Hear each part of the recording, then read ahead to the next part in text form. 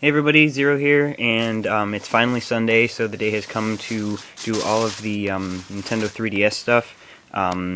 Bear with me if I sound crappy because I'm still a little bit sick, but I'm going to, instead of doing one super long video where I encompass everything, I'm going to break this down into a few shorter videos, like unboxing the system, unboxing the game, gameplay footage, and going over the basics of the system. So I'm going to get started with basically the unboxing of the system first. It's Sunday morning.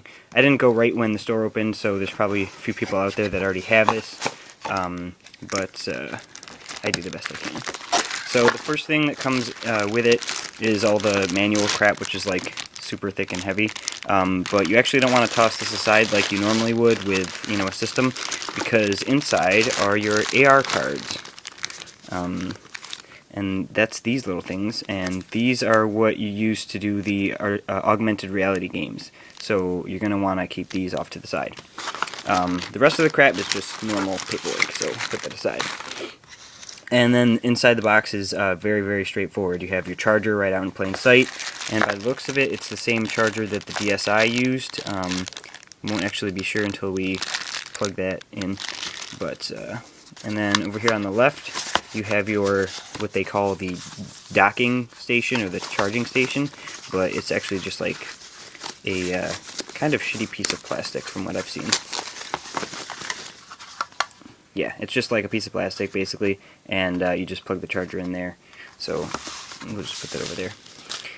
And then pretty much that's it in the box besides the system. So take out the system. It weighs more than the previous DS, DS Lite, DSi, and it's kind of hard to judge the XL because it's a completely different size. But so I got the Cosmo Black version, as you can tell.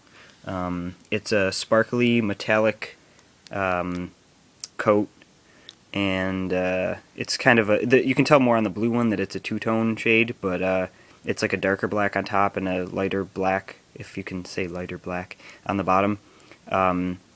And there's a little piece of styrofoam in there to keep the screens clean. I'm sure this thing's going to be covered in fingerprints like very shortly. So here's a close-up look of the system. Top screen, obviously 16:9 widescreen. I've seen videos and I've seen pictures for the past few months now online, but seeing it in person, it's actually really nice looking. It doesn't look as fingerprint magnet as I've seen in some pictures. It might just have been the camera flash. And it's really interesting how they did this here. I could never see in videos before, but these had just looked like, you know, a straight panel with the words on them, and I thought they might have just been like pressure sensitive buttons, but you can actually see, if you look super closely, that there are little rectangles around them. They are technically buttons. And you got your new addition here, which is they call it the circle pad, which is a stupid name, but it's basically an analog nub. It does feel more comfortable than the PSPs, that's for sure. And then the D-pad feels a little rubbery, which is interesting. I've never felt a rubbery D-pad on any of the DS systems before. The whole system itself feels just kind of different. Like your hands, when they're like, you know, against the system, it feels kind of rubbery, even though it's not rubber. Buttons over here are the same. You got your power button. Yeah, it definitely has a good weight to it. Up in the corner you have your 3D slider, off, on, and anything in between that you want. You have your volume on the side. You have your wireless switch, your headphone jack, and your SD card slot, which I believe this actually comes with an SD card already in it, and you don't even have to buy one. And I'm correct, which is kind of cool. So hey, another SD card. You got your two little speakers, you got your camera at the top, you got your two cameras on the outside for doing 3D photos. There should be 3D video eventually, but that'll come in an update. Right now I believe it's just 3D photos. And the only thing that worries me about the D-pad is that it's so low that it might suffer from the same problem the PSP Go had, which is that, you know, the analog stick was in a weird position, so it made it kind of hard to hold. So it'll be kind of weird playing a game with the D-pad with your hand over here and your other hand all the way up here. But yeah, then you got your just basic stuff. But you can probably see the shine just from seeing that in the camera. It definitely looks like it's well built.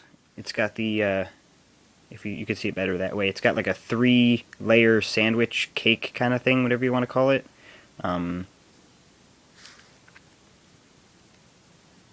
Upside down, right side up. Definitely looks pretty sturdy and feels pretty good though.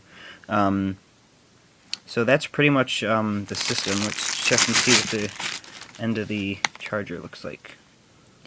I think that might actually be different. I can't actually tell.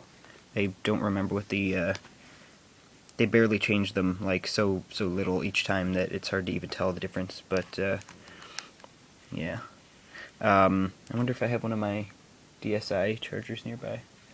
No, I don't think I do, but that's not important. Yeah, so the sad thing about this is that you're going to want to constantly pretty much have this plugged in because the battery life on it is supposedly only like 3 hours if you have the 3D effects turned on. So if the game you're playing isn't like 3D heavy, you know, then you're probably going to want to turn the slider all the way down just so that you, you know, don't kill your battery. But I'm going to end this here, and then the next video will be actually turning the system on. So for now, I'm just going to leave this in the little cradle thingy, and I'll see you guys in a bit.